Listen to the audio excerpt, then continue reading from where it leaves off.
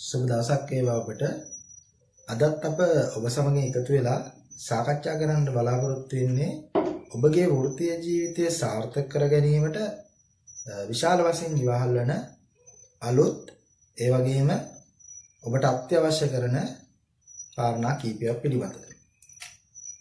ඔබ දැනටමත් ඒ පිළිබඳව දැනුවත් වෙලා ඉන්නට පුළුවන්.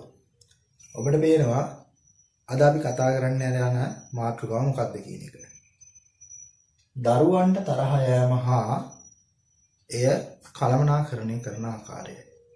විශේෂයෙන්ම පෙර පාසල් ශාස්ත්‍රයේ පෙර පාසලට එන දරුවන්ට ඔවුන්ගේ අනාගතය සාර්ථක කර ගැනීමට මඟ පෙන්වීමට පුන පුනා බලා සිටින ඔබට මෙම කොටස ඉතාමත් වැදගත් වෙනවා නිසකයි.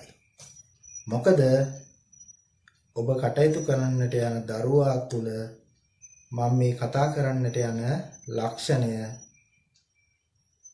යම් යම් ආකාර වලින් වෙනස් මට්ටම් වලින් තිබුණත් බොහෝ දරුවන් තුළ දක්නට ලැබෙන ලක්ෂණයක් නිසා. ඒ වගේම ඔබ එම ශාස්ත්‍රයේ කටයුතු කරද්දී ඔබ දරුවාගේ දේශය නැත්නම් දරුවෙකුට තරහ යද්දී ඒක කළමනාකරණය කර ගැනීමට හා එතනින් එහා ගිහිල්ලා දරුවත් එක්ක කටයුතු කරන්න පැහැදිලි පුහුණුවකින් හැබි කෙනෙක් බවට පත් වෙලා ඉන්න ඕනේ. ඉතින් ඒකින්ද අද අපි කතා කරන්නට යන මාතෘකාව ඉතාම වැදගත්. හොඳයි. මම මෙහෙම කියන්නම්කෝ. අපි කොහොමද කෙනෙක්ට තරහ ගියා කියලා දැනගන්නේ? ඒක මම මේ දරුවෙක් ගැන විතරක් නෙවෙයි කියන්නේ ඕනෑම කෙනෙක්ට.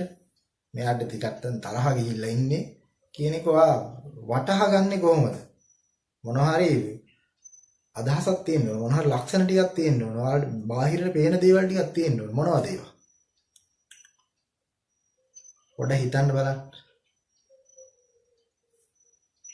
සාමාන්‍යයෙන් අපි දකින දේවල් ටිකක් තියෙනවා. එකටම අපි දකිනවා එයාගේ ව්‍යාකූල බවක් එළියට පෙන්නනවා.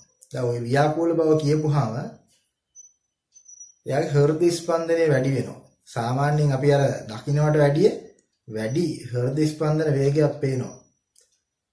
වේගයෙන් හුස්ම ගන්නවා. ඒ කියන්නේ කෙටියෙන් හැබැයි වේගයෙන්. කෙටි වේගවත් හුස්ම ගැනීමක් දක්නට ලැබෙනවා. ඒ වගේම සමහර වෙලාවට ඔයාට තරහ ගියපු අයගෙන් පේනවා ඉක්මනට දාඩිය දානවා. දැන් ඒ වගේ අර එයාගේ ශරීරයෙන් පේන ලක්ෂණ වලට අමතරව තව පේන්න පුළුවන් දේවල් තියෙනවා. ඒවා අපි නිරන්තරයෙන් දකින දේවල් ටිකක්. ඔය තරහ කියන එක පිට කරන අය ඉන්නවා. ඔක පිට කරද්දී තමන් අවටින්න අයට දෝෂාරෝපණය කරන අය ඉන්නවා. තමන් අවටින්න අයගෙන් තමන්ගේ තරහ පිරිමහන. ඒ කියන්නේ තාඩන පීඩනයන්ටපත් කරන අනිත් අයව. ඒ වගේම කෑ ගහනවා. සමහර ලාවට එහෙම දුවනවා. බඩු පොලේ ගන්නවානේ. අන්න ඒ වගේ විවිධ ලක්ෂණ තියෙනවා. ශාරීරිකව වෙන ලක්ෂණ වගේම එයාගේ ක්‍රියාකාරකම් වලිමුත් අපිට මේ බව හඳුනා ගන්න පුළුවන්. එතකොට දැන් ඔබ කටයුතු කරන්නට යන මට්ටමේ දරුවෝ, ඒ කියන්නේ විශේෂයෙන්ම පෙර පාසල් මට්ටමේ දරුවෙක් ගැන අපි කතා කරපුවාම ඒ දරුවාට තරහ ගියා කියලා වටහා ගන්නත් ඔය කිව්ව ආකාරයේ ලක්ෂණ අඩු වැඩි වශයෙන් ඔබට දක්නට හැකියාව ලැබෙනවා. එතකොට දැන් සාමාන්‍ය මිනිස් ස්වභාවයෙන් තරහ යන එක දැන් ඔබට මට ඔක්කොටම තරහ යනවා. හැබැයි ඔය තරහව කියන එක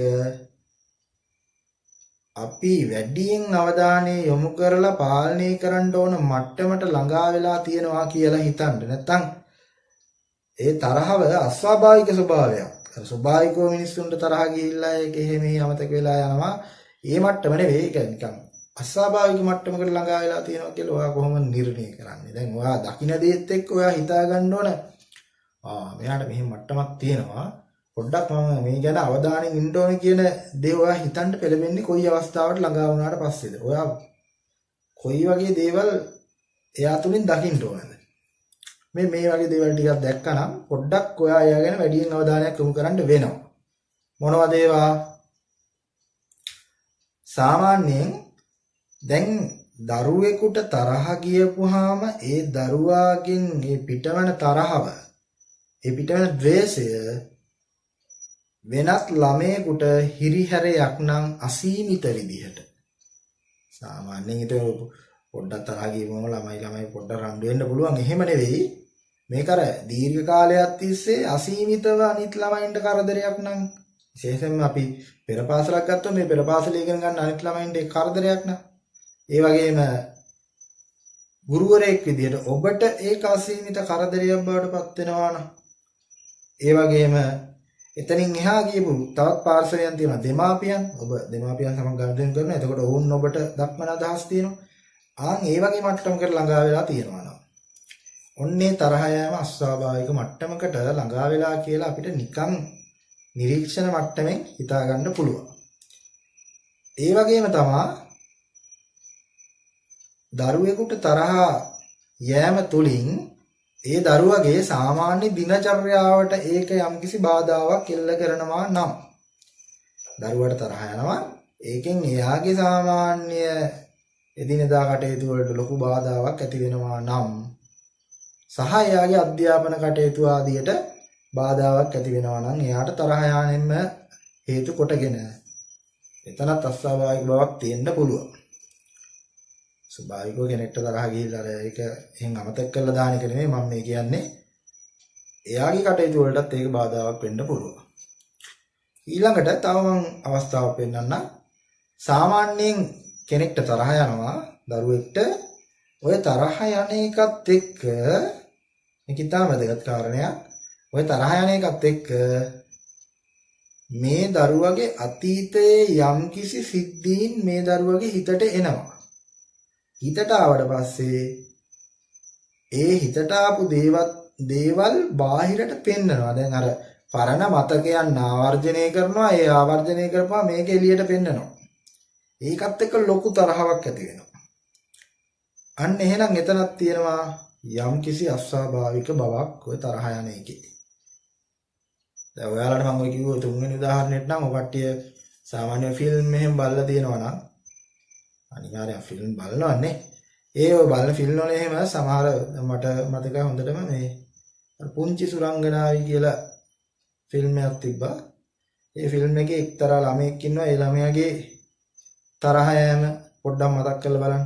බඩු පොලේ ගහනවා, දත් මිටි කාගෙන අස්වාභාවික බවක් පේනවනේ. පොඩ්ඩක් ඒක අර හිතින්ම වගන්න ලේසි. ගොඩක් අය දැකලා තියෙන දර්ශනයක් ඉන්න තමයි මම ගොඩක් මේක මෙතෙන්දි ඉස්මතු කරලා පෙන්නන්නේ.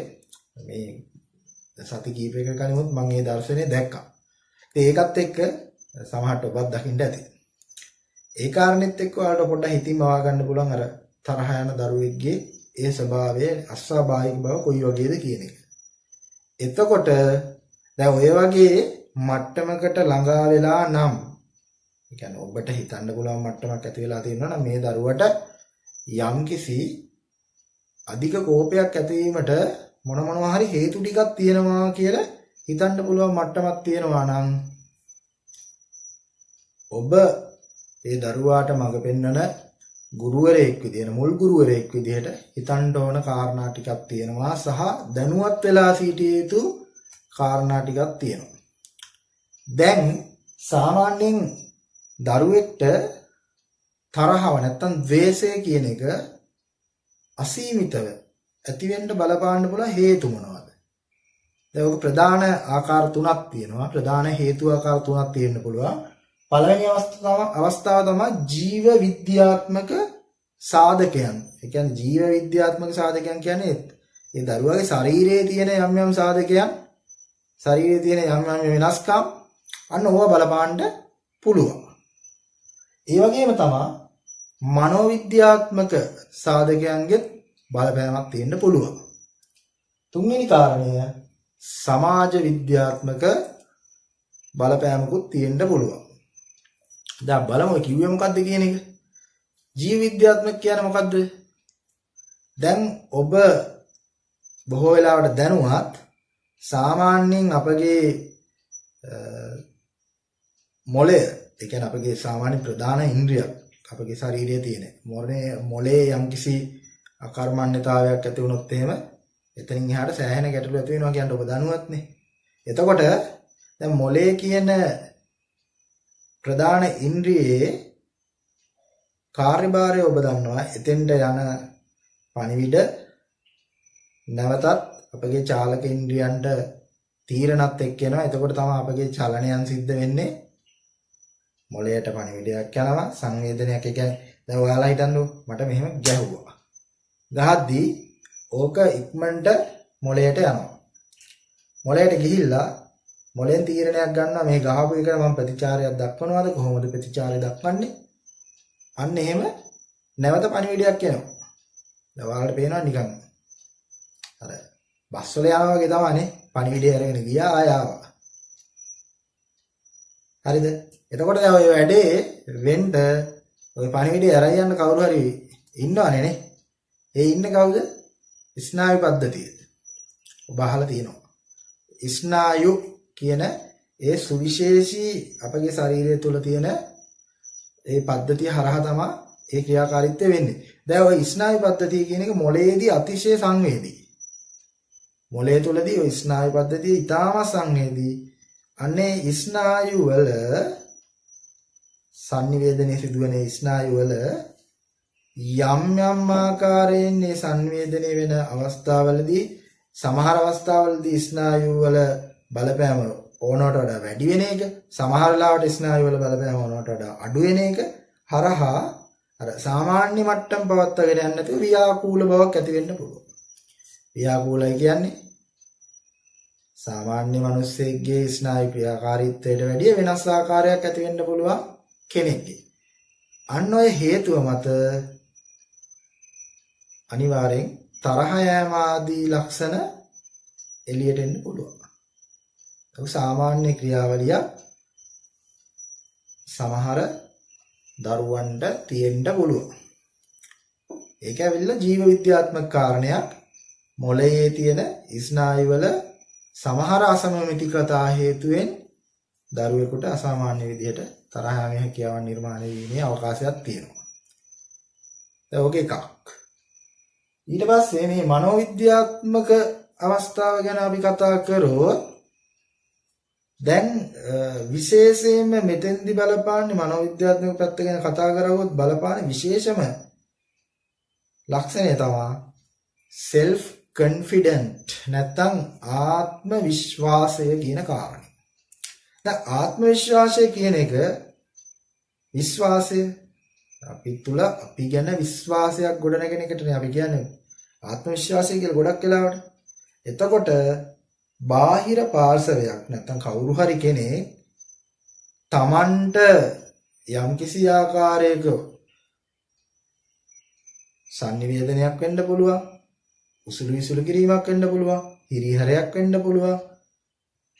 අන්න ඒ වගේ දෙයක් කරපුවාම ආත්ම විශ්වාසය වැඩි කෙනාට, තමා ගැන විශ්වාසය වැඩි කෙනාට අර බාහිර පාර්ශවයෙන් එල්ලවෙන දේ දරා ගැනීම හැකියාව, ස්ටැමිනා කියලා අපි ඔකට කියනවා. ওই දරා ගැනීම හැකියාව ඉහළයි. සාමාන්‍ය හොඳ ආත්ම විශ්වාසයක් තියෙන කෙනා. හැබැයි යම්කිසි මානසික හේතුන් මත, මානසික ගැටලු මත දරුවෙක් ඉන්න පුළුවන් ස්ටැමිනා එක, self confidence නැත්නම් ආත්ම විශ්වාසයේ හීන, ආත්ම විශ්වාසයේ අඩු දරුවෙක් ඉන්න පුළුවන්. දැන් එහෙම දරුවගේ ඒ ඇති වෙලා තියෙන මානසික ගැටලුවත් එක්ක බාහිරින් මොනවා හරි දෙයක් Tamanට නොගැලපෙනවා කියන දෙයක්, Tamanට අප්‍රිය දෙයක් Taman වෙත ලැබෙන විටම අර දරුවාට තරහ යන්න පුළුවන්. මොකද ඝට්ටනයක් නෙවෙන්නේ. Taman ගාව තියෙන, දැන් අපි හිතමු ලොකු ගලක් එනවා වීදුරුවක් වෙත. ලොකු ගලක් එනවා වීදුරුවක් ගාවට. කවුරු හරි ගහන ගලක්. දැන් මේ වීදුරුවේ තියෙන දරා ගැනීමේ හැකියාව අඩුයි නම් අර ගල වැදිච්ච ගමන් මොකද්ද වෙන්නේ? වීදුරුව කඩාගෙන සිලිබිලින් ගාලා විනාශයක් වෙනවා. දැන් ওই වගේ තමයි. දැන් අර දුර්වල ආත්ම විශ්වාසයක් තියෙන දරුවාගේ හිතත් නිකන් වීදුරුවක් වගේ තමයි. දුර්වල වීදුරුවක් වගේ. එළියෙන් එන්නේ ගලක් නම් ඔන්න මොකද්ද වෙන්නේ? කුඩු පට්ටම් වෙලා යනවා. එළියෙන් අර මැස්සෙක් වගේ සහැල්ලු දෙයක් එනවා නම් උන් අවුලන්නේ නැහැ. ඒක සාමාන්‍ය විදිහට තියෙයි. හැබැයි ටිකක් අර බර දෙයක් ඇවිල්ලා වැදිච්ච ගමන් මොකද වෙන්නේ? කුඩු පට්ටම් වෙලා යනවා. ඒ වගේ තමයි ඔය මානසික හැකියාව දුර්වල මට්ටමේ තියෙන නැත්නම් ආත්ම විශ්වාසය ගොඩක් අඩු දරුවෙක්ට යම්කිසි දෙයක් බාහිරින් එල්ල වෙච්ච ගමන්ම එයාට තරහ යන්න හැකියාවක් තියෙනවා. ඒ වගේම තමයි මේ සමාජ විද්‍යාත්මක කාරණා කියන එකත් ඕකෙත් බලපෑමක් තියෙනවා. ඒවා මේ සමාජ විද්‍යාවත් එක්ක යන ඒ සමාජ විද්‍යාත්මක කාරණා මානසිකවත් බලපානවා කියන එකත් අපි අවබෝධ කරගන්න ඕනේ. ඔය සමාජ විද්‍යාත්මක කාරණාව තමයි අන්තිමට කැරකිලා එන්නේ මනෝවිද්‍යාත්මක පැත්තට. හොඳයි මේ සමාජ විද්‍යාත්මක කියපු හින්දා ඒ කාරණේ පොඩ්ඩක් පැහැදිලි කරගමු. දැන් ඔයා හිතන්නකෝ දරුවෙක් ඉන්නවා මේ දරුවා ජීවත් වෙන පරිසරය මේ දරුවා ප්‍රිය කරන ආකාරයෙන් නෙවෙයි තියෙන්නේ. මේ දරුවාට නිරන්තරයෙන්ම ව්‍යාකූල බවක් ඇති වෙන පරිසරයක් තියෙනවා. මේ දරුවා බලාපොරොත්තු වෙනවා යම්කිසි ක්‍රමවත් බවක් මේ පරිසරය තුලින්. නමුත් ඒ දේ වෙන්නේ නැහැ. උදාහරණයක් විදිහට ගත්තාම අපි ගෙදර ගැන ගමු. ගෙදර කියන පරිසරය මේ දරුවාට මහා හිරිහැරයක් නා. නිරන්තරයෙන් දැන් මේ දරුවා කැමති සැහැල්ලුවෙන් ඊට පස්සේ නිස්කලංක විදිහට ඉන්න කැමති කෙනෙක් කියලා හිතන්නකො. හැබැයි අර ගෙදරින් හැම වෙලේම මහා ගෝසාවක් ඇති වෙනවා. ඒක ගෙදර තියෙන ගෙදර ජීවත් වෙන අයගේ සමහර අපිලිවෙලක් වෙන්න පුළුවන්. නැත්නම් පාවිච්චි කරන උපකරණ වෙන්න පුළුවන්. හයියෙන් රේඩියෝ එකක් දානවා නම් ඒත් තරහ යන්න පුළුවන්. දැන් ඔය මේ පරිසරයත් එක්ක ගැටීමක් වෙන්නේ. දැන් ඔබ හිතන්නකො බලන්න. දැන් ඔබගේ නිවසාවට ගෙදරක හයියෙන් දාලා තියෙනවා දිඩිබිඩි ගාලා මොකද්ද? මොනවා හරි මේ සින්දු දාලා තියෙනවා. කොහොම දාලා තියෙද්දි පළෙන්ට ඇහෙද්දි නම් ඔබ වැඩි ගණන් ගන්නෙත් නැහැ. හැබැයි මුලින්ම ඇහෙද්දි උඩ ගිහිල්ලා මේ වැටෙන්න පුළුවන් ඒක වෙනම කතාවක්. හැබැයි ඕක නිරන්තරයෙන් වාට ඇහෙනවා කියලා හිතන්නකො. ඕක ඇහෙද්දි ඔයා ඒකට කැමති නැත්තම් හැම වෙලෙම අර ගැහෙද්දි ඔයාගේ හිත ගැටණයක් ඇති වෙනවනේ අරකට එක්ක. ඔයා කැමති නැති පරිසරයක් බවට ඕකපත් වෙනවා ඉබේම. ඒ වගේ තමයි පොඩි දරුවෙකුත් ඒ දරුවට ඒක පිට කරගන්න විදිහකුත් නැහැ. අරයා අර ගෙදර Tamanට නොගැලපෙන පරිසරයත් එක්ක නිරන්තරයෙන් ගැටෙනවා. හිතින් ගැටෙනවා. ඒ ගැටීමත් එක්ක තරහාවක් ඇති වෙන්න පුළුවන් අවසානයේදී. ඊළඟට තව ওই සමාජ විද්‍යාත්මක පැත්ත ගැන මම අවධානය යොමු කරවුවොත් එහෙම මේ දරුවට නිරන්තරයෙන් ඔය ඇහෙන දකින්න දේවල් වලට අමතරව මේ දරුවට නිරන්තරයෙන් කවුරු හරි බනිනවා, තාඩන පීඩන එල්ල කරනවා. ඒ වගේ මට්ටමක් නම් තියෙන්නේ. ඕක මේ නිවස වෙන්න පුළුවන්. ඔබ සේවය කරන පෙරපාසලේ වෙන්න පුළුවන්. නිරන්තරයෙන් තාඩන පීඩන ඇති වෙනවනම් හිරිහැරයක්ම නැති වෙන්නේ. මේ දරුවා නිරන්තරයෙන් කවුරු හරි ගහනවා, බනිනවා, ඔය වගේ දේවල් කරනවනම් මේ දරුවා ඒ පරිසරයට ප්‍රියමනාප බවක් ඇත්තෙම නැහැ. එතෙන්දිත් එන්නේ අර මානසිකව ගැටෙනවා. හිතින් හැම වෙලෙම ද්වේෂ කරනවා. ඕක එකපාරටම එළියට යන්න පුළුවන්. එළියට යන්නේ තරහාවක් විදියට. ඊළඟට තව කතා කරන්න පුළුවන්. මේ දරුවා නිරන්තරයෙන් ගැවසෙන ස්ථාන තියෙනවද? අපි පොඩි දරුවෙක් ගත්තාම පෙර පාසල වෙන්න පුළුවන්. නැත්නම් අපි චූටිම දරුවෙක් පාසල් ගියා කියමුකෝ එක දෙක පන්ති වෙන්න පුළුවන්. විශේෂයෙන්ම නිවස. දැන් ඔය ස්ථාන කීපෙනේ තියෙන්නේ. දැන් ඔය ස්ථාන වලදී මේ දරුවා අප්‍රිය පුද්ගලයෙක් නිරන්තරයෙන් දකින්නවා නම් ඔබ හිතන්නකො මේ දරුවා මම කැමති නැතිම කෙනෙක් නිරන්තරයෙන් දකින්නවා. කැමති නැති වෙන්නත් හේතු තියෙන්න පුළුවන්. මෙයාට අතීතයේදී යම් ආකාරයක දරුවා අකමැති ආකාරයේ බලපෑමක් එල්ල කරපු කෙනෙක්, ශාරීරික, මානසික, සමාජීය ආකාරයේ මොනවා හරි බලපෑමක් එල්ල කරපු කෙනෙක් මේ දරුවා නිරන්තරයෙන් දකින්නවා. ඒ දකිද්දි මොකද්ද වෙන්නේ? මතක් වෙනවා ආරෝ මෙහෙම මට කරා කියලා. ඒ දවස්වල මෙහෙම දෙයක් මට කරා කියලා කෝපයක් හට ගන්නවා. අර පරිසරයත් එක්ක එන බලපෑමත් එක්ක අර කෝපය ඇති වෙලා ඒක එළියට දාන්න පුළුවන් තරහක් විදියට. දැන් ඔය වගේ සමාජ විද්‍යාත්මක නැත්නම් සමාජයත් එක්කන යම් හේතුත් තියෙන්න පුළුවන්. හැබැයි ඔය සමාජයත් එක්ක ඇති වෙන බලපෑම අන්තිමට මනෝවිද්‍යාත්මක පැත්තට තමයි තල්ලු වෙලා යන්නේ. එතකොට ඔබ දැනුවත් වෙලා ඉන්න ඕන විශේෂයෙන්ම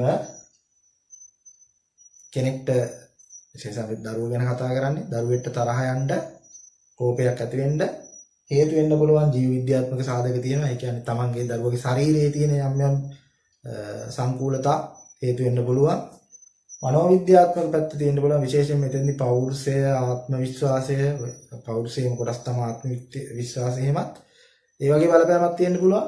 ඒ වගේම සමාජ විද්‍යාත්මකේ දරුවගේ අවසන් පරිසරයේ යම් යම් විෂමතාවයන් හේතුවෙම දරුවෙක්ට තරහව වගේ දෙයක් ඇතිවීමේ හැකියාවක් තියෙනවා. හොඳයි. දැන් කෙනෙක්ට තරහ යන්න පුළුවන් කාරණා ගැන අපි සාකච්ඡා කරානේ.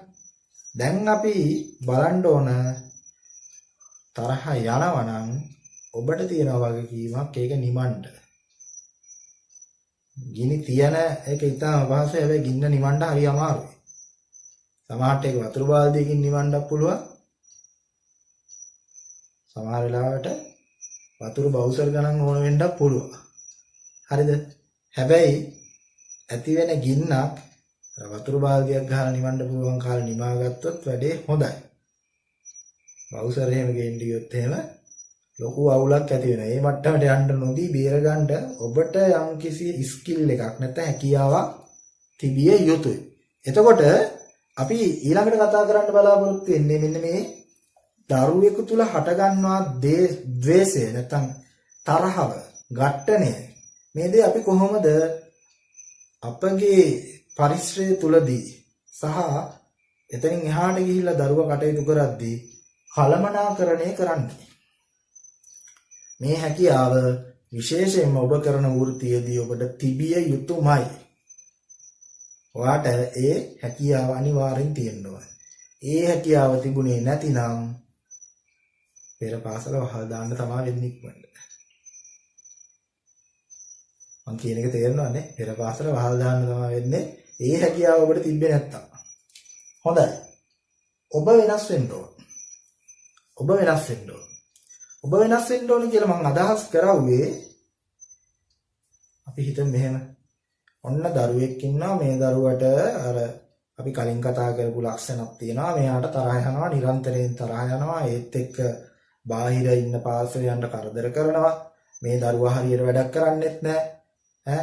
ඊට පස්සේ පරණ දේවල් මතක් කර මම අර කලින් ෆිල්ම් එකක් ගැන කිව්වේ. ওই ෆිල්ම් එකේ ඉන්න දරුවා වගේ අර මිටි කාගෙන ඉතාමත් ව්‍යාකූල තත්ත්වයක් මත වෙනවා කියන්නේ.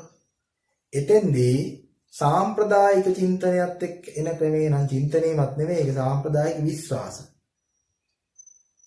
වැරදි මතයන්. සමහර වැරදි මතයන් එක්ක එනවා මොකද්ද?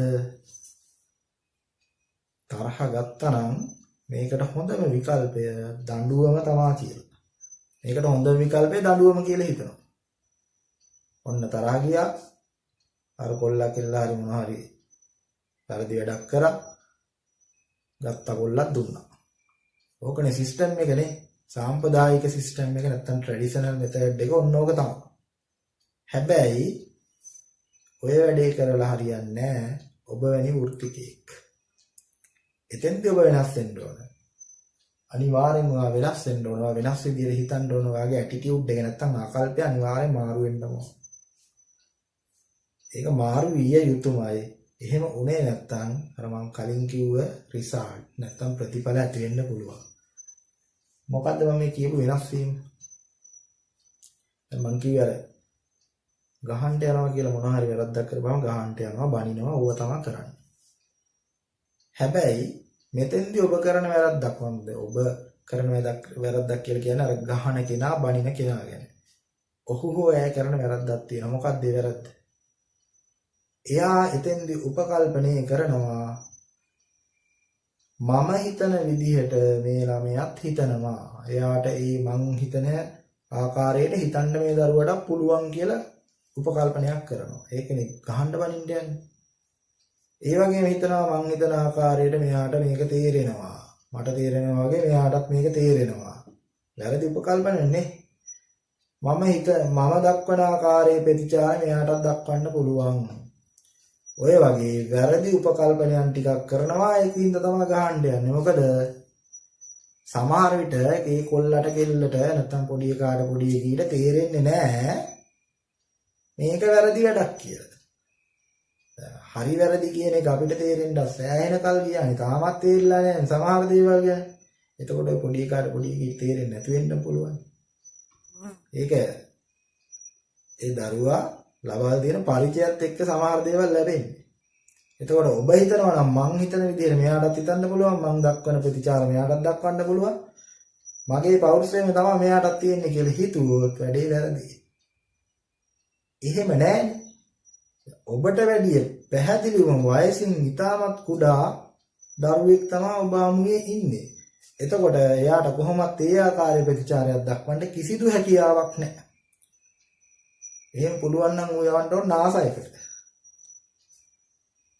අවුරුදු 25ක විතර එක්කෙනෙක් දක්වන ආකාරයේ පෞරුෂයක් නැත්නම් අවුරුදු 25ක 30ක වගේ ටීචර් කෙනෙක්ට තියෙන මේ හැකියාව අර අවුරුදු 5ක 6ක කොල්ලෙක්ට ගෙල්ලෙක්ට තියෙනවා නම් නාසයකට තමයි යවන්න ඕන. එහෙම නැහැ.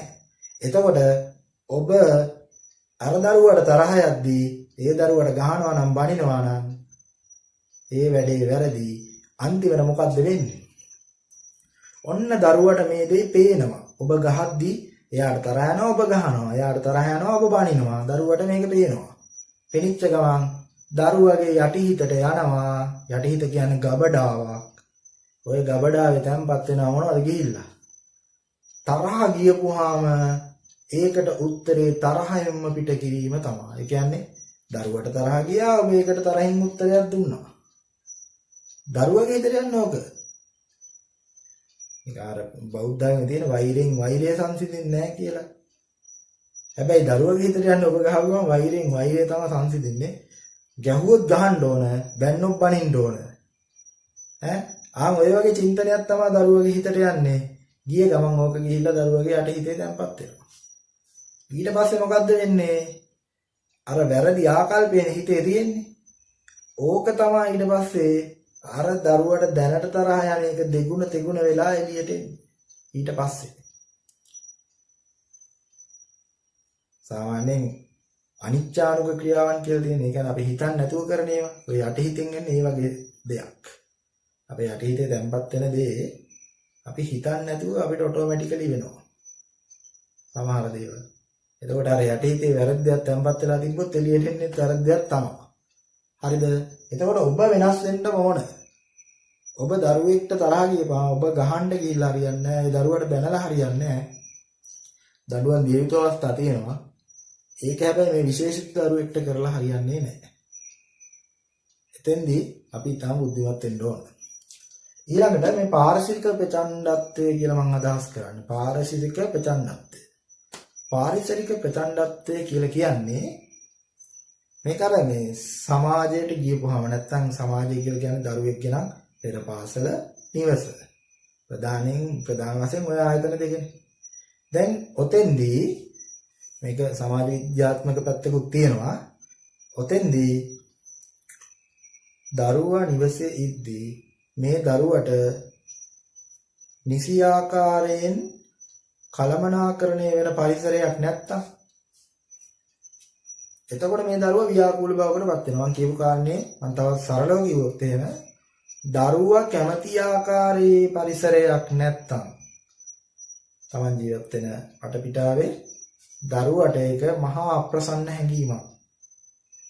අර යටිහිතට යන්නෙම අප්‍රසන්න දේවල්ම තමයි. ගිහිල්ලා යටිහිතේ අර මං කිව්වා කලිමුත් යටිහිත කියන්නේ නිකන් ගබඩාවක් වගේ තැන. ඔතන ගිහිල්ලා තැම්පත් වෙන්නෙම තමන් අප්‍රිය කරන ආකාරයේ සිතුවිලිම තමයි. ඒවම තමයි අපි නිරන්තරයෙන් පුහුණු වෙන්නේ. ගහනවා, බනිනවා, එකිනෙකා බැන ගන්නවා, ඒ වගේ පරිසරයක් නම් තියෙන්නේ ගෙවල් වල. පොඩ්ඩක් හිතලා බලන්න ඕන කාරණයක්. දැන් ඒකත් එක්ක අර දරුවා අප්‍රිය කරන දේවල් යටිහිතේ තැම්පත් වෙනවා. පෙර පාසලට ගිහපුවමත් ඔය දේම වෙනවා. පෙර පාසලේ උගන්වන ගුරුවරු අර දරුවාට නිරන්තරයෙන් තරවට්ටු කරනවා, ගහනවා, බනිනවා. එයා අප්‍රිය පරිසරයක් නිර්මාණය කරලා දෙනවනේ. අර දරුවගේ යටිහිතට යන්නේ ඊටමත් පීඩාකාරී ප්‍රචණ්ඩ දේවල්. එතකොට ඔබ සැලකිලිමත් වෙන්න ඕන මොකක් ගැනද? මේ පාරිසරික ප්‍රචණ්ඩත්වය අවම වෙන ආකාරයේ පරිසරය අර දරුවන්ට නිර්මාණය කරලා දෙන්න. එතකොට එයාලගේ අර දේශය කියන එක කළමනාකරණය වෙනවා. ඔටෝමැටිකලි ඒක යම් තාක් දුරට හරි කළමනාකරණය වීමේ හැකියාවක් තියෙනවා. ඉතින් ඒක ගැන අනිවාර්යෙන් හිතන්න ඕන. අපි දරුවෙක් තුල තැම්පත් කරන්න ඕන දේවල් නෙවෙයි නම් අපේ පරිසරය තුලින් විශේෂයෙන්ම දරුවට තියෙන සීමිත පරිසරයක්. ඔය පරිසරය ඇතුළතදී එයාට වැරදි දේවල්ම දෙනවා නම් වැඩේ අවුල් වෙනවා. අන්තිමට අවුට්පුට් එක නැත්තම් ප්‍රතිඵලයේ විදිහට එළියට එන්නේ හිතුවටත් වැඩිය දරුණු දරුවෙක් වෙන්න පුළුවන්. ඒකින්ද අපි අනිවාර්යයෙන්ම පාරිසරික ප්‍රචණ්ඩත්වය අවම වෙන විදිහට කටයුතු කරන්න ඕන. ඊළඟට පැහැදිලි දිනචර්යාවක්. මේ පැහැදිලි දිනචර්යාවක් කියලා කියන එකේදී ඊටම සූක්ෂම වෙන්න ඕන. මම මෙතන සූක්ෂම වෙන්න ඕන කියලා අදහස් කරන්නේ අපි දිනචර්යාවක් කියන එක දැක්ක ගමන්ම කාලසටහන ඔළුවට එන්නේ. කාලසටහනක් හදලා පොඩි ළමයෙක්ට දුන්නොත් එහෙම වැඩේ අවුල් වෙනවන්නේ. මොකද ඒ ළමයා බලාපොරොත්තු වෙන්නේ නැහැ අර මේ වෙලාවට මේක කරා මේ වෙලාවට මේක කරනවා මේ වෙලාවට මේක කරනවා. එහෙම දෙයක් දරුවෙක්ට ප්‍රැක්ටිස් කරන්න ටිකක් අමාරුයි. අපිට අවශ්‍ය දේ දරුවට දීලා හරියන්නේ නැහැ. අපි මෙතෙන්දි තාම සැලකිලිමත් වෙන්න ඕන. මේ දරුවා ඒ වෙලාවල් වලට වඩා ප්‍රියමනාප බවක් දක්වන්නේ මොකේටද කියන එක පොඩ්ඩක් ඔයාලා සැලකිලිමත් වෙන්න ඕන.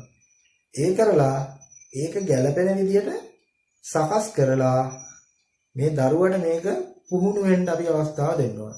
උදාහරණයක් විදියට උදේ නැගිට්ටාම දත් ටික මදින වෙලාවෙ ඉඳලා රෑ නිදියනකම් ඉතාමත් සූක්ෂමව දරුවව යම්කිසි පිළිවෙලකට හුරු කරන්න ඕන.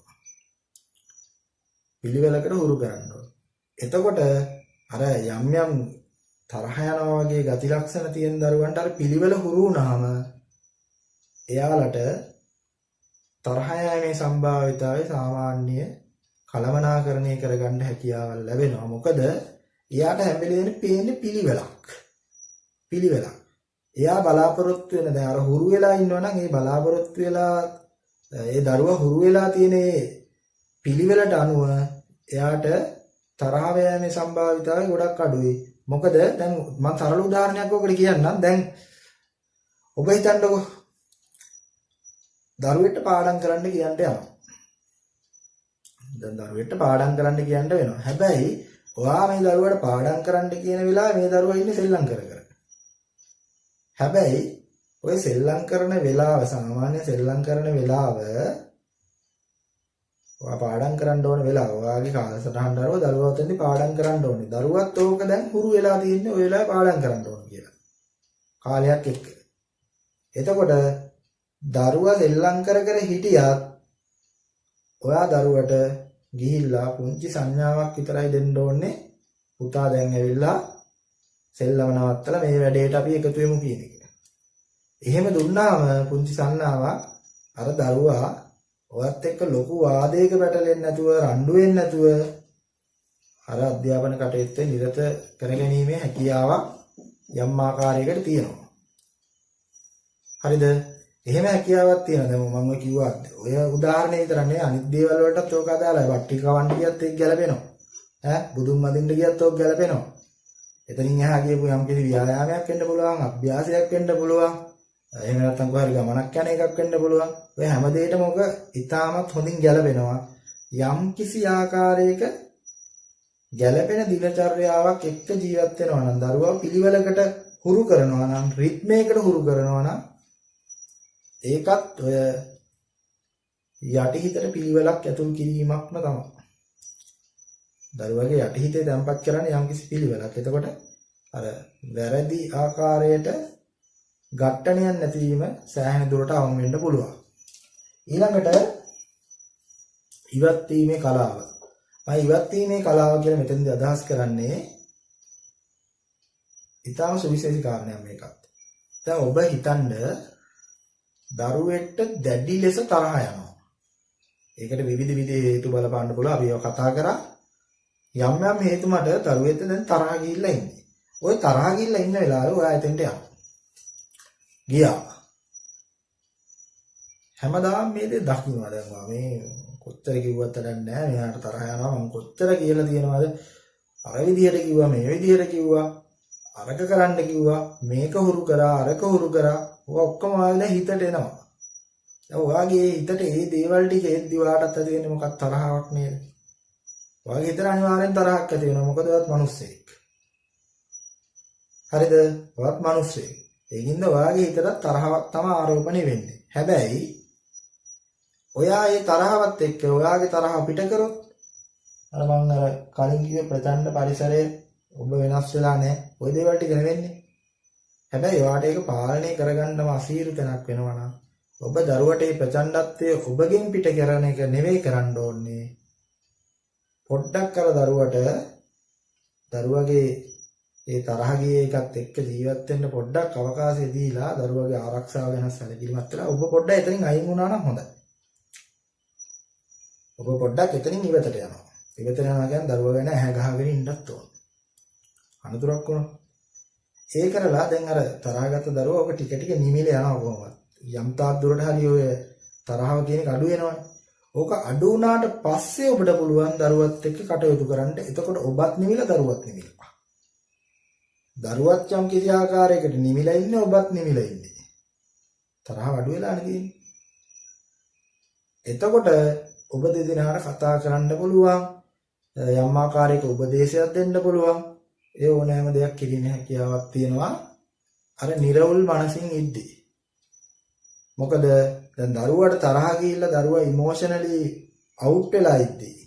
ඉමෝෂනලි අවුට් වෙලා කියන්නේ දරුවා මානසිකව ව්‍යාකූල වෙලා ඉන්න වෙලාවේ හැඟීම් බර වෙලා ඉන්න වෙලාවේ ඔබ ගියොත් එහෙම උපදෙස් දෙන්න දරුවට තවත් තරහයයි. ඔබටත් තවත් තරහයයි. ඔබ දරුවට ගහයි, දරුවා ඔබට ගහන්නේ. දරුවගේ යටිහිතට යන්නේ වැරදි හැඟීම.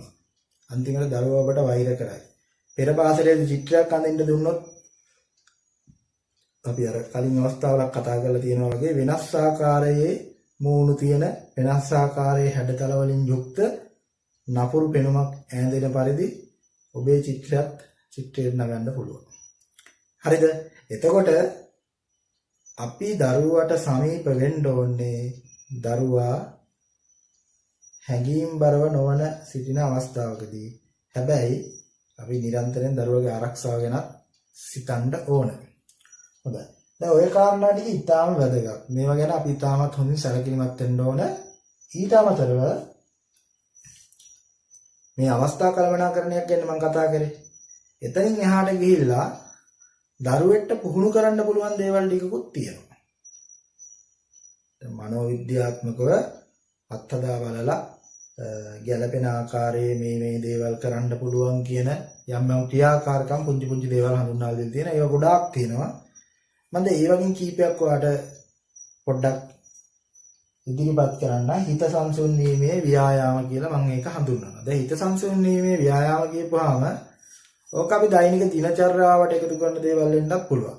ඔබට පෙර පාසල් තුලදී දරුවව සහභාගී කරගන්න පුළුවන් එයාගේ හිත සංසුන් වෙන විදිහට ආගමික ක්‍රියාකාරකම් වලට.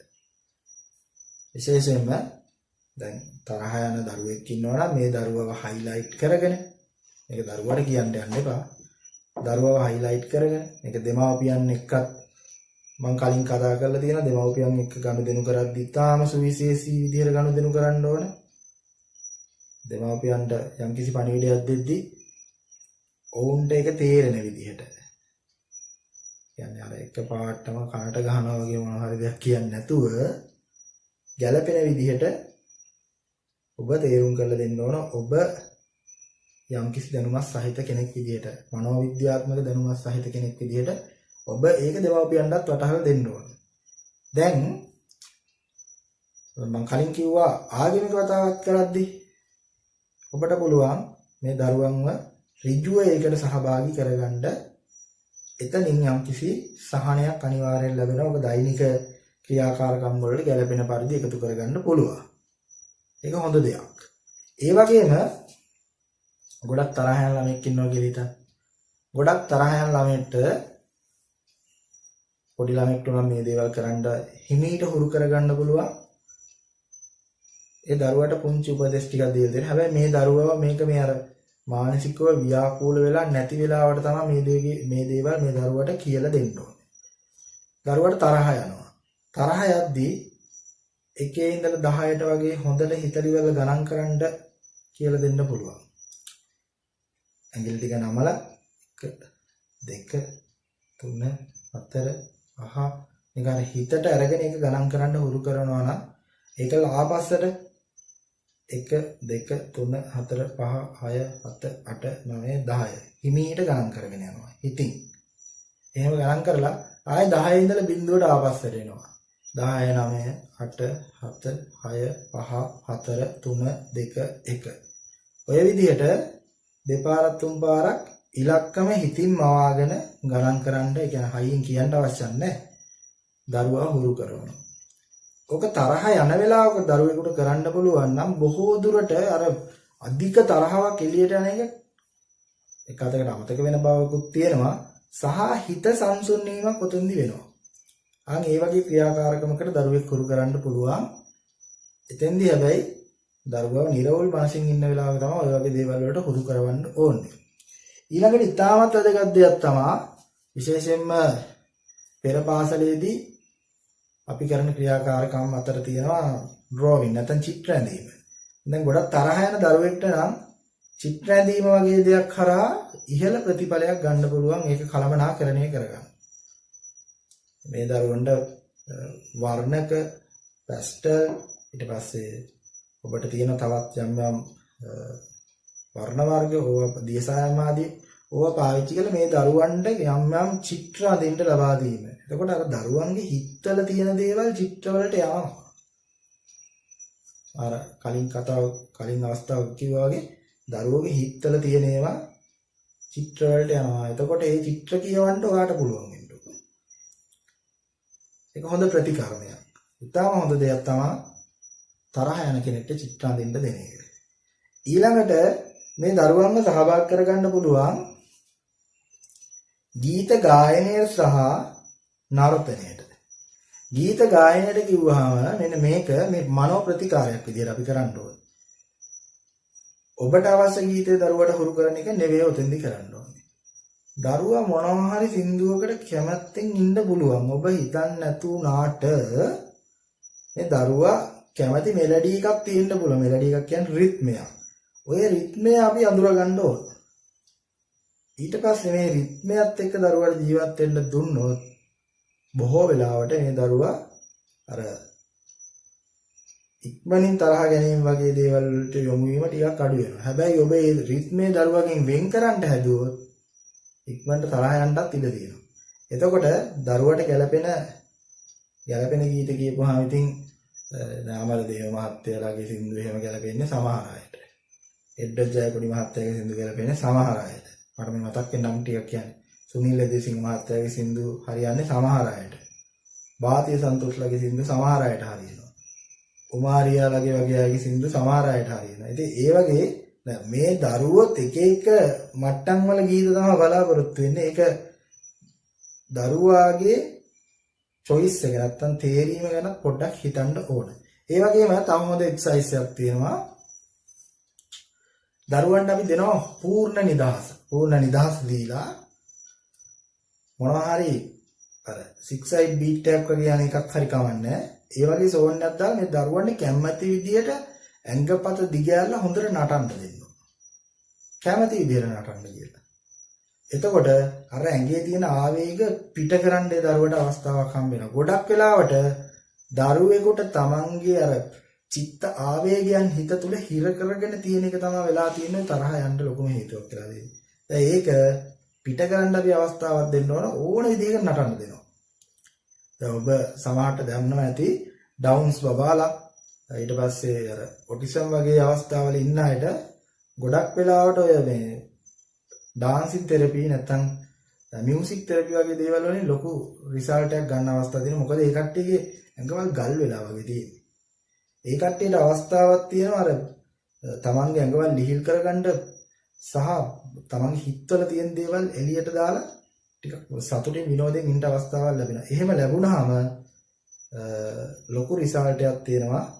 ඒ වගේ දේවල් මේ ලෝකේ සිද්ධ වෙනවා. ලෝකේ භාවිතා කරනවා මේ වගේ ක්‍රමවේදයන්. එතකොට ඔබටත් පෙරපාසල් දරුවන්ට සතියකට දෙපාරක් තුන් පාරක් ඔය වගේ chance එකක් දෙන්න පුළුවන්. එහෙම දුන්නාම අර ලොකු ස්ටැමිනා එකක් නැති දරුවෙක් හිත තුළ දරාගෙන ඉන්න දේවල් එළියට දාලා යාට පුංචි මානසික නිදහසක් ලබන්න අවස්ථාවක් ලැබෙනවා. ඒ වගේම තමයි අපිට පුළුවන් නම් දරුවන්ව හුරු කරන්න භාවනාව වගේ දේවල් වලට කියන්නේ මහා සංකීර්ණ භාවනාවක් නෙවෙයි සරල භාවනාවන් වගේ දේවල් වලට යොමු කරගන්න පුළුවන් නම් මේක මම කියන්නේ මේ ආගමික මට්ටමින් හිතන්න කියලා. භාවනාවක් කියන එක අපිට අදහස් කරන්න පුළුවන් සමහර වෙලාවට මොනවා හරි චක්‍රයක් කරගෙන දිහා බලාගෙන ඉන්නවා. ඉටිපන්දන් දැල්ලක් දිහා බලාගෙන ඉන්නවා. ඕවා භාවනාවන් තමයි. හිත සංසුන් කර ගැනීම යන භාවනාවක්ම තමයි. ඉටිපන්දන් දැල්ලක් දිහා මේ බලාගෙන ඉන්න දෙනවා. අර බුදු රස්මාලා කියලා එහෙම තින් නම් ඒ වගේ කරගෙන චක්‍රයක් දිහා බලාගෙන ඉන්න දෙනවා ටිකක්. ඒ වගේ හිත යම් ආකාරයකට සංසුන් භාවයක් ඇති කරගන්න පුළුවන්. දැන් පොඩි ළමයෙක්ට උනත් ඔය වගේ දේවල් වලට හුරු කරගන්න පුළුවන්. ඉතින් මේවා ඉතාම හොඳ ක්‍රියාකාරකම්.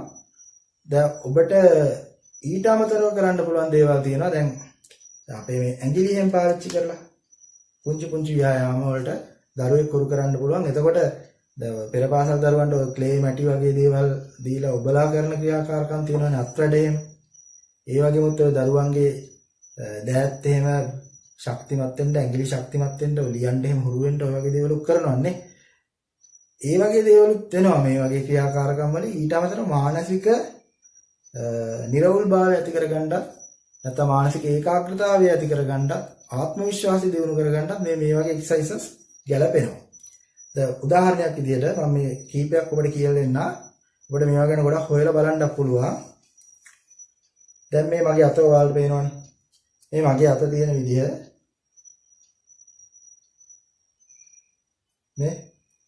මේ ඇඟිලි ටික අත දිගේ පල්ලෙහාට ගන්නවා. මේ ටික උඩට උස්සනවා. මේ ඇඟිලි එහෙම පනින්න නැති වෙන්න අත දිගේ මේ අත පල්ලෙහාට එද්දි මේක උඩ. මේක පල්ලෙහාට එද්දි මේක යට. ඔය වගේ එක්සර්සයිසස් තියෙනවා. ඒක නම් හරියටම පේන්නත් නැතුව සමහරට මම ඊට වැඩිය සරල දෙයක් කියන්න. මෙන්න මෙහෙම අපේ අත ගත්තා. අත අරගෙන ඔබට පේනවා මේක කරන්න. මෙහෙම තියාගෙන අනිත් ඇඟිලි ටික ඔක්කොම මේ විදිහට තියෙන විදිහට තියාගෙන මේ ඇඟිලි දෙක එකිනෙකා වටා කරකවන්න බලන්න එහෙම. නේ? කොහොම 10ක් විතර කරනවා. ආපස්සට කරනවා. දැන් මේක මානසික ඒකාග්‍රතාවය නැත්තම් මේ වැඩේ කරන්න බෑ. ඊට පස්සේ මේ දෙක අතල්ලා ගත්තා මැද දෙක. නේ? අනිත් ටික ශක්තිමත් විදිහට මෙහෙම අල්ලගෙන ඉන්නවා. මේ දෙක විතරයි. මානසික ඒකාග්‍රතාවය හදාගන්න මේ වගේ එක්සර්සයිසස් ගොඩක් වැදගත් වෙනවා. තව තියෙනවා. මෙහෙම අල්ලගත්තා.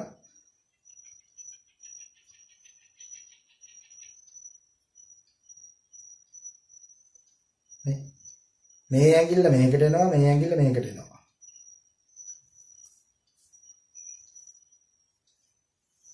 මේ වගේ එක්සර්සයිසස් වලට උරු කරන්න පුළුවන්. ඊට අමතරව ඔබට කරන්න පුළුවන් මේ වගේ මේ ෆින්ගර් ටිප්ස් වර්ග ගොඩක් තියෙනවා. මේවා හොයලා බලන්න පුළුවන් ඔයාලට ඉන්ටර්නෙට් එකකින් එහෙම. මේ වගේ ක්‍රියාකාරකම් වලට දරුවක් හුරු කිරීම තුළින් ගොඩක් අවස්ථාවලදී අර දරුවන්ගේ මානසික නිරවුල්භාවය වගේම ඇඟිලි වල ශක්තිමත්භාවය වර්ධනය කරගන්නත් මේවා හේතු වෙනවා. ඉතින් මේ වගේ දේවල් ඔබ දරුවට හුරු කරවන්න ඕන අනිවාර්යයෙන්ම. ඒ කියන්නේ මේවා ඔබ දකින්න ඕන. මේ දරුවෙට මේ වගේ පුංචි ගැටලු තියෙන්න පුළුවන්. මෙයාට ඉක්මනට තරහ යනවා. මේ වගේ දේවල් ඔයා ග්‍රහණය කරගත්තට පස්සේ මේ වගේ ක්‍රියාකාරකම් වගේ මේ වගේ අවස්ථාවන් කල්පනාකරණය කිරීමේ හැකියාවක් හදා ගන්න ඕනේ. එතකොට තමයි ඒ දරුවගේ මනස නිරවුල් වෙලා තරහ යන එක පාලනය කරගන්න යම්තාක් තුරට හරි රුකුලක් වෙන්නේ. ඊළඟට තව වැදගත් දෙයක් තියෙනවා. දැන් මේ ඔක්කොම ටික කරනවා. කරලත් මේ දරුවා ඔබට කලමනාකරණය කරගන්න බෑ. මෙයාගේ යම්කිසි ඊට එහා ගිය ගැටලුවක් තියෙනවා වගේ හිතුනොත් ඒ වගේ දෙයක් අනිවාර්යෙන් දෙමව්පියෝ හරහා මේ දරුවව ළමා මනෝ වෛද්‍යවරයෙක් වෙත යොමු කරලා යම් යම් උපදේශනයන් ලබාගත යුතුමයි. එතකොට ඒ යොමු කරන විශේෂඥයා තීරණය කරනවා මෙතන තියෙන්නේ ජීව විද්‍යාත්මක ගැටලුවක්ද මනෝ විද්‍යාත්මක ගැටලුවක්ද සමාජීය ගැටලුවක්ද කියන එක ඒ මනෝ චිකිත්සකයා වෙන්න පුළුවන් නැත්නම් මනෝ උපදේශකයා නැත්නම් මනෝ වෛද්‍යතුමා තීරණය කරනවා. ඊට පස්සේ යම්කිසි මඟ පෙන්වීමක් එතනමුත් වෙනවා. සමහර වෙලාවට සිද්ධ වෙනවා සංකූලතා මට්ටමට ළඟා වීම. පොඩි ළමෙක් වුණත් තරහ ගැනීම අධික වීම තුළ සංකූලතාවලට ලක්වීමේ හැකියාවක් තියෙනවා. දැන් එතන ජීව විද්‍යාත්මක සංකූලතාවයක් ඇති වුණොත් යම් යම් බෙහෙත් වර්ග ලබා දීමට සිද්ධ වෙන අවස්ථා තියෙනවා. ඒවා මනෝ වෛද්‍යවරයෙක් කරා ලබා දිය යුතු ප්‍රතිකාර. ඊට අමතරව සබදතා සහ සමාජය ඒ අංශෙමුත් යම් යම් සංකූලතා ඇති වෙන්න පුළුවන්. දැන් උතන මම අදහස් කරන්නේ සබදතා කියලා කියන්නේ දැන් පෙර පාසලේ ඉන්න පොඩි ළමයෙක් මෙයාට හොඳටම තරහ යනවා, කේන්ති යනවා. ඒකේ ප්‍රතිඵලයක් විදිහට අනිත් ළමයි මෙයත් එක්ක යාළු වෙන්න කැමති නැහැ. මෙයත් එක්ක මිත්‍රයෙක් විදිහට ආශ්‍රය කරන්න කැමති වෙන්නේ නැහැ. එතකොට ඔබ බුද්ධිමත් වෙලා මම මුලින් කිව්වා වගේ ඔබට කටින් පිබලා නිමන්න පුළුවන් කාලේ මේක ගින්නක් කියලා හොයාගත්තොත් සමහර විට ඒක කලවනාකරණය කරගන්න පුළුවන්. හැබැයි ඒක වැඩි දුර ගියොත් එහෙම ලොකු ගැටලුවක් වෙනවා. එතකොට වැඩි දුර ගියොත් එහෙම අනිත් ළමයි මෙයත් එක්ක සම්බන්ධතා ඇති කරගන්න එක සීමා වෙනවා. ඒකත් එක්ක මේ ළමයා කොන් වෙනවා. ඒ කොන්නීම හරහා මේ ළමයාට තමන් තුළ තියෙන අර හැංගිලා තියෙන ආවේගයන් තවත් වැඩි වීම. ඒක අර හිර කරගෙන ඉන්න එක තවත් වැඩි වෙනවා. අන්තිමට ප්‍රචණ්ඩකාරී මට්ටමට ළඟා වෙන්න පුළුවන්. අපි නොදැනුවත්වම ওই වගේ දේවල් වෙන්න පුළුවන්. අපි හිතන්නේ එක්කෝ මෙයාගේ දඟකාරකම කියන දේ අහන්න නැති එක. ඔහොම අපි කියනවා. සමාජයත් ඕවා කියනවා. හැබැයි එතන තියෙන වෙන ප්‍රශ්නයක් වෙන්න පුළුවන්. ඔතන තියෙන වෙන මානසික ගැටලුවක්. ඒක ඔබ පෙරපාසල් ගුරුවරයෙක් විදිහට ඔබ ගාවට එන ළමයාට මේ වගේ දෙයක් තියෙනවා කියලා ඔබ තේරුම් ගත යුතුයි. ඊළඟ කාරණේ මේ සමාජයෙන් මේ ළමයා කොම් කරන්නත් ඉඩ තියෙනවා. තරහ යනවා නම් අනිත් මිනිස්සුන්ට හිරිහැරයක් වෙනවා නම් ඒ ළමයා හරියට කිසි දෙයක් කරන්නේ නැහැ, පිළිවෙලක් නැහැ, හරිම අපිවිලිවලයි. එහෙම වුණාම අර ළමයා සමාජයෙන් කොම් කරනවා. අන්තිමට ඒ ළමයා තනි වෙනවා. සමහර වෙලාවට ඔබේ පන්තියේ ඉන්න පුළුවන් ළමෙක් අනිත් ළමයි වගේ නෙවෙයි, ඊටාම කාත් එක්ක කතා කරන්නේ පැත්තකට වෙලා ඔහේ ඉන්න කෙනෙක්. මේ දරුවා ඔබ හිතුවේ නැතුණට අධික ලෙස තරහා යන දරුවෙක් වෙන්න පුළුවන්. ඒකට හේතු වෙලා තියෙන්න පුළුවන් අර සබදතා නැහැ හරියට. සමාජයත් එක්ක වෛරයක් ඇති වෙලා තියෙන මේ දරුවට. ඒ වගේ හේතු නිර්මාණය වෙලා තින්න පුළුවන්. ඔබ එතෙන්දී බුද්ධිමත් වෙලා අර දරුවගේ තියෙන මානසික ආතතිය හඳුනා ගන්න ඕන. ඒ වගේම තමයි දැන් මේකේ මේ සංකූලතාවල සමාජීය සංකූලතාව පැත්තට එහෙම ගිහිල්ලා මේක අධික වෙලා අර ළමයා ගොඩක් කොන් වුණොත් එහෙම අර ළමයාට ඊළඟට කාංසාව ඇති වෙනවා. කාංසාව කියන්නේ මේ ගැන යම් මට්ටමකට හිතලා Taman තනි වෙලා කියන හැඟීමක් ඇති වෙනවා ඕනවට වැඩිය. ඊට පස්සේ ඕක තව ටික වැඩි වෙලා ගිහිල්ලා ડિප්‍රෙෂන් මට්ටම නැත්තම් විෂාදය කියන ඊටමත් අභියෝගාත්මක තත්වයට පත් වෙන්න පුළුවන්. ඒක ඊටා නරක තත්වයක්. එතෙන්ට දරුවෙක් යනවා නම් ඒක සමාජයේ තියෙන ඛේදනීය අවස්ථාවක්. විෂාදය කියලා කියන්නේ දැන් වැඩි හිටියෝ නම් විෂාදයේ මට්ටමට ගිහුවා සියදිවි විනාශා ගැනීම මට්ටමට යනවා. දැන් දරුවෙක් වුණත් ඒ වගේ මට්ටමකට ළඟා වෙන්න උවත් බැරි නෑ. ඒකින්ද විශේෂයෙන්ම මුල් ගුරුවරයෙක් විදිහට ඔබ මේ තරහ යෑම කියන දේට බලපාන්නේ මොන වගේ මනෝවිද්‍යාත්මක පදනමක්ද, මොන වගේ හේතුද, ඒ වගේ ලක්ෂණ මොනවද, අපිට පේන්නේ කොයි වගේද, මේකේ තියෙන මේ බාහිර ලක්ෂණයන් මොනවද. එතකොට ඒකෙන් මේ වටේ ඉන්න අයට තියෙන ප්‍රතිචාරය නැත්නම් වටේ ඉන්න අයට තියෙන මේ ඉෆෙක්ට් එක අපි ඔකට කියනවා වටේ ඉන්න අයට තියෙන බලපෑම ඉෆෙක්ට් එක. ওই බලපෑම කොයි වගේද කියන එක ගැන අපිට අවබෝධයක් තියෙන්න ඕනේ. ඔය අවබෝධය අපිට තියෙනවා නම් අපිට අඳුර ගන්න පුළුවන් මේ දරුවට යම්කිසි ගැටලුවක් තියෙනවා. අපි ඒකට පිළියමක් හොයලා දෙන්න ඕන කියන කාරණේ. හොඳයි. ඉතින් ওই කාරණා ටික තමයි අද මම ඔයාලත් එක්ක කතා කරන්න බලාපොරොත්තු වෙන්නේ. මේ මං කියලා දුන්න කාරණා වලට අමතරව තව හොයලා බලන්න ඔබ තව දැනුම රැස් කරන්න ඕන. ඒ දැනුමත් එක්ක විශේෂයෙන්ම මම අර මානසික ව්‍යායාමය නැත්නම් සිත සංසුන් කරගැනීමේ ව්‍යායාමයන් ගැන කිව්වා. මම පුංචි හඳුන්වා දීමක් විතරයි කරේ. ඔබට මේවා හොයාගෙන යන්න පුළුවන්.